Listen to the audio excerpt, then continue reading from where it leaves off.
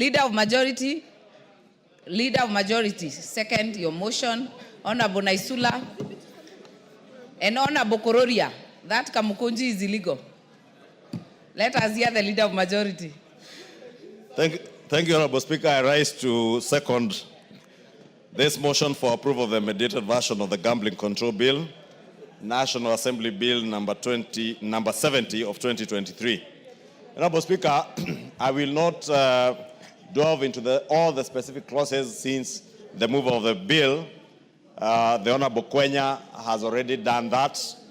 And on behalf of the Sports Committee and members of the Mediation Committee, Honorable Speaker, allow me first to thank all the members of this House who have sat in that Mediation Committee and those from the other House in the Senate, because it was a painstaking process to be able to agree on many contentious issues, Honorable Speaker, to make sure that we have a Gambling Control Act if this bill is passed today and becomes an act of parliament, Honorable Speaker.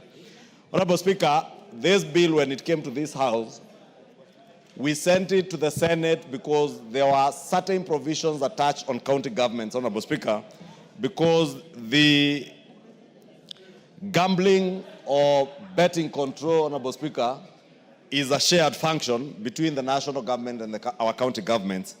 And therefore, in line with the fourth schedule of our Constitution, we had to send this bill to the Senate. They amended quite a number of clauses, some that touched on money bill effect, or some clauses that made the bill to have the money bill, some clauses that had a money bill effect.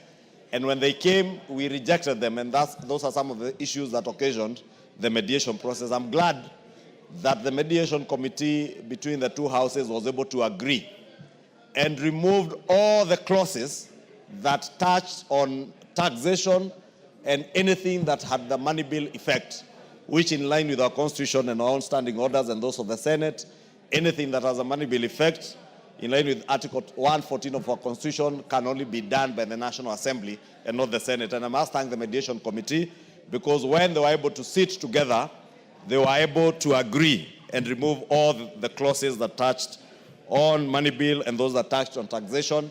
And I'm happy, Honorable Speaker, that many of those issues, again, were addressed during the finance bill debate, and we were able to enact many of the provisions that would otherwise have been carried in this bill that had tax measures in the finance bill, which is now the Finance Act of 2025, Honorable Speaker. Honorable Speaker, there are also amendments, especially to clause 79, was it 76 or 79 and 74, Honorable Speaker? I will get it shortly, that touch on certain statutory provisions. Honorable Speaker, provisions under clause 79, 82A, and clause 40 and 29 that were being amended by this bill. And Honorable Speaker, some of the provisions touch on statutory provisions that the Senate again had sought to exclude certain companies, especially those that are engaged in online gambling, from statutory provisions. Statutory provisions, Honorable Speaker, some that require that any person who is engaged in gambling business must be domiciled in Kenya, must have a bank account in Kenya under the purview of the Central Bank of Kenya, must deposit security bonds or bank guarantees or an insurance bond to be able to safeguard the interests of the people who are gambling, Honorable Speaker. And some of the measures that Senate had taken was to remove some of those statutory provisions, Honorable Speaker. And I'm happy that during mediation they were able to agree and only allowed the exemption of clause 29A on the question of licensing for those who are engaging in the business of online gambling, to allow them not to necessarily have local shareholding, because the exemption was to allow, or rather the law required that any person who is licensed to offer gambling or betting activity under the Act, that person must be a body corporate in which a minimum of 30% of shares under this act are either, it must be a body corporate in which a minimum of 30% of the shares are held by Kenyan citizens, Honorable Speaker. And I'm happy, Honorable Speaker, that that particular provision, the mediation committee was able to agree that if you engage in online business, you do not necessarily need to have shareholding, local shareholding, as was required under the Act. And that is the only exemption that the mediation committee has agreed on. Otherwise, Honorable Speaker, the other measures that the Senate had put in exempting people who are doing online gambling from the statutory provisions of having security bonds, bank guarantees, insurance security bonds, those have now been restated. Because, Honorable Speaker, those things are not just there for the sake of having them there. They are there to protect the public.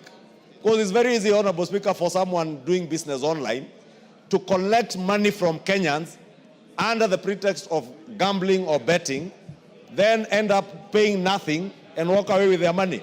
And therefore, it is important that anybody who is licensed is required to deposit a security guarantee, a bank guarantee or an insurance bond that will ensure if you incur any liabilities, the people of Kenya, the betting public, are protected against such liabilities, Honorable Speaker. And I must thank the committee that they were able to agree on some of those otherwise very offensive provisions. And Honorable Speaker, at the time they were in mediation, members will remember the issue that was raised in the country of online gambling and the danger that gambling and betting is taking especially our young people through. And those like Honorable Kahangara and Honorable Tongoyo, who sit in the Security Committee, will tell you that whatever measures BCLB or the Betting and Licensing Control Board is doing are not adequate. And therefore, unless and until we have an operational act of parliament that will ensure that we also discourage our youth from engaging in irresponsible betting and gambling, Honorable Speaker, we risk making our young people believe that you can be rich by engaging in gambling and betting without engaging in any productive economic activity, Honorable Speaker. And Honorable Speaker, those of us who confess the Islam faith will bear me witness that even in their faith, they don't believe in gambling because they believe in hard work. And even in the Christian faith, those of us who are Christians, we believe in people working and earning a living out of productive economic activities, Honorable Speaker. And therefore, we must have laws like this that discourage irresponsible gambling. It is okay to gamble and bet as a pastime, but it cannot be, Honorable Speaker, that every day of your life, all you do is to gamble and bet. It cannot be usual, Honorable Speaker, that many radio stations and TV stations, Honorable Speaker, were free to encourage the public to bet from as early as 5 a.m. There are radio stations that were running programs encouraging Kenyans to bet and gamble. We have seen young children, college students, commit suicide because of betting. They have gambled their money away, their school fees. Some gamble their subsistence allowance from their parents and from the Higher Education Loans Board, and they end up destitute, slip into depression, and end up, Honorable Speaker, some committing suicide. It is these young ones that we must protect. And this particular law will play a critical role in protecting the young people in our country against those who are encouraging them to engage in irresponsible betting and gambling. It will play a critical role in ensuring that our media houses do not irresponsibly encourage people to get into irresponsible gambling by making them believe that you'll become billionaires and millionaires overnight by simply punching numbers on your phone. Because you've seen many of them telling them, you just need to punch numbers and become bonyeza, kanya kanya, finya, and you become a billionaire from gambling. Honorable Speaker, we want to encourage our young people to work. We want to encourage them to become innovative and use their intellect to engage in economic activities that will earn them a living, Honorable Speaker. And the many programs that are being rolled out, from the affordable housing program, Honorable Speaker, to the digital economy jobs, Honorable Speaker, to the Kazi Maju programs, Honorable Speaker, are opportunities where young people can engage in productive economic activities rather than encourage them to get into irresponsible gambling, Honorable Speaker. And therefore, I want to agree with the mover and the proposers of this bill, those who mediated this bill, Honorable Speaker, that this bill, when it becomes an act of parliament, it will provide us with a very good legal framework on the regulation and control of gambling activities in the country. And it will expressly provide for gambling activities that shall be legal in Kenya while prohibiting illegal forms of gambling, Honorable Speaker. Because as I said, there are all manner of gambling, Honorable Speaker. Those that are doing on radio, those that are doing on TV, those that are doing online, some that are domiciled in this country, others that are domiciled outside the country. This bill will be able to tell us what is legally authorized in Kenya, Honorable Speaker. You remember the time there was that debate 2 months or 3 months ago. BCLB told us that they had banned, I think, 330 companies that were engaged in illegal gambling activities, Honorable Speaker. Because it's also not clear, even to authorities in our county governments and law enforcers, which gambling activity is licensed. This bill now makes it clear what gambling activities will be licensed in Kenya. It will also promote and develop a responsible gambling industry in Kenya, Honorable Speaker. Because as I said, this industry is an industry like any other. Like the beer industry, like the cigarette industry.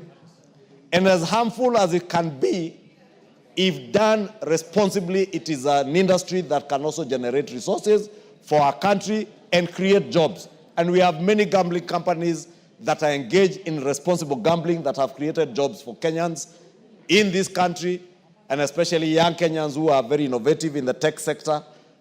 Many of them are employed as app developers in these online gambling companies, and they're also providing money to the exchequer, Honorable Speaker. And therefore, we want to ensure that we develop that responsible gambling industry in the country, as we minimize on the social harm that irresponsible gambling can afflict in our society, Honorable Speaker.